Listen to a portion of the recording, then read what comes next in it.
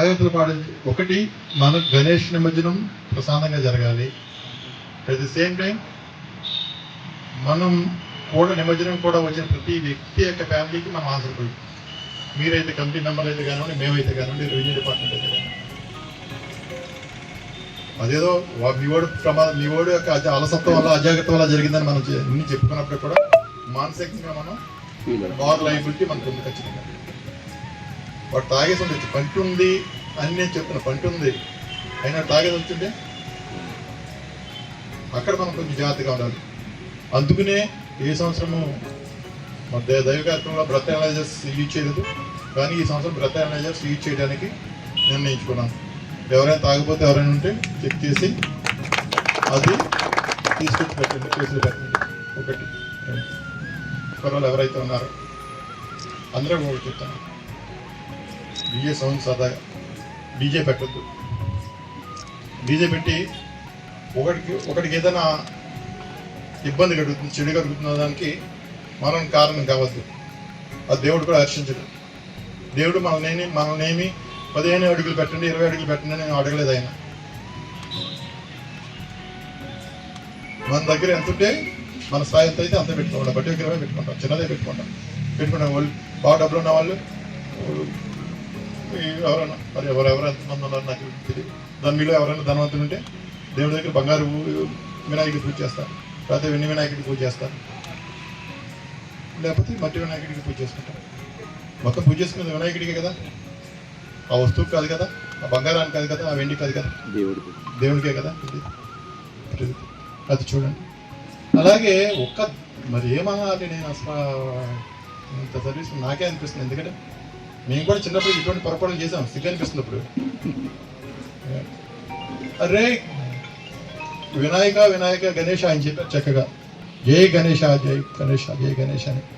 జై గణేష అంటే మన ర్యాలీ కూడా మనము ఊరేగింపు కూడా జై గణేష పాటలు పెట్టుకుని వెళ్ళాలి. కానీ ఊ అంటావా ఎక్కడో ఏదో సింగిల్ ఇవన్నీ చెదారమని మనకి అవసరమా? దాన్ని మీరు కమిటీ వాళ్ళు మనం ఎంకరేజ్ చేయాలా? వద్దంటే మానేస్తారు కదా. అసలు ఆ సినిమా పాటలే లేకుండా దేవుడి పాటలే పెట్టుకునే దాంట్లో దయచేసి ఈ సంవత్సరం నా కోసం మీకోసం అటువంటి చేయకండి. మీరు రాజోళ్ళు జలాలను ఆదర్శంగా ఒక్క సినిమా పాట కూడా వేయలేదు, భక్తి పాటలు వేసాం. ఏంటి గణేశుడి పాటలు వేయండి, సంతోషం. వేసాం ఏంటి గణేశుడి పాటలు వేయండి, సంతోషిస్తారు. శివుడి పాటలు వేయండి. అరే నా కొడుకు ఫంక్షన్కి నన్ను కూడా గుర్తుపెట్టుకున్నారు కదా అనుకుంటా. అమ్మవారి పాటలు వేయండి, ఆ మాత కూడా మనం ఆశీర్వదిస్తాం. అది కుమారస్వామి పాటలు వేయండి. మా బ్రదర్ బర్త్డేకి ఫంక్షన్కి నన్ను కూడా గుర్తుపెట్టుకున్నారు. ఏ దేవుడైనా ఇంకోటి దేవతలు నాకు. అంతేగాని సినిమా పాటలు అయితే అవి వేసిన దాంట్లో మళ్ళీ మా హీరో పాట వేయమని ఒకటి మా హీరో పాట ఈ రాద్దాంతా మనకు అవసరమా? ఒక్కసారి ఆలోచించండి దయచేసి. మీ అందరు కూడా చేతులెత్తి రిక్వెస్ట్ చేస్తున్నాను. ఈ సంవత్సరం సినిమా పాటలు లేకుండా మీరు ర్యాలీ చేయగలిగితే మీ కమిటీ ఎంత ఇన్ని సంవత్సరాలు కూడా గ్రాండ్గా చేస్తున్నామని చెప్పారు మీరు. ఇది ఒకటి చేయగలిగితే మీరు గ్రాండ్గా సక్సెస్ అయినట్టు. సినిమా పాటలు వేయవద్దు, ఎట్టి పరిస్థితుల్లో వేయవద్దు. సినిమా పాటలు వేసినా డీజే సౌండ్ ఎక్కువ పెట్టినా డీజే సీజ్ చేసి తీసుకురా, ఇంక్లూడింగ్ డాక్టర్ తోటి. మొహమాటం ఏమీ లేదు. ఎందుకంటే వీళ్ళు ఎవరికి ఇష్టం ఉండి ఏమీ చేయరు. మొహమాటం కొద్దినే ఎవరైనా సరే వాళ్ళు బాధపడలేక, కుర్రలు బాధపడలేక పెద్దలు 10 నిమిషాలే కదా, 1 గంట కదా అని అడుగుతారు. తర్వాత మళ్ళీ మామూలు. కానీ వాడు ఏదైనా గొడవలు పడి వెళ్ళేటప్పుడు నా ఊరికి ముందని అనుకోని విధంగా ఏదైనా ఇరుక్కుంటే తర్వాత మనం ఎంత బాధపడినా సారీలు చెప్పుకున్నా ఇవాళ మేము ఎక్కడుంటా రేపు వేరే ప్లేస్కి వెళ్తాం. ఆ కేసులు ఉంటే రేపు పొద్దున వాళ్ళకి ఏదైనా జాబ్స్ వస్తాయి. ఏదైనా అబ్రాడ్ వెళ్ళాలనుకుంటే వీసా పర్మిట్ చేయకపోతే ఇవన్నీ అవసరం. మరి మన పెద్దరికం వాళ్ళు సపోర్ట్ చేసేలా ఉండాలి తప్పించి, వాళ్ళు బాగుపడుకునేలా ఉండాలి తప్పించి వీడియో వస్తున్నాయి కదా, ఏది కాదనడానికి లేదు.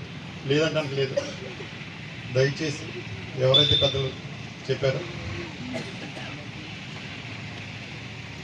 ముందుగా మాకు గౌరవించి మాట్లాడారు అటువంటి పెద్దల గురించి సార్ కూడా నాకు తెలుసు. మన భావితరాల భవిష్యత్తు గురించి కొంచెం కఠినంగా ప్రవర్తించండి. సినిమా పట్ల వద్దని చెప్పండి. జై గణేష నినాదాలతో ఓరెత్తించండి. సినిమా పాటలు పెట్టి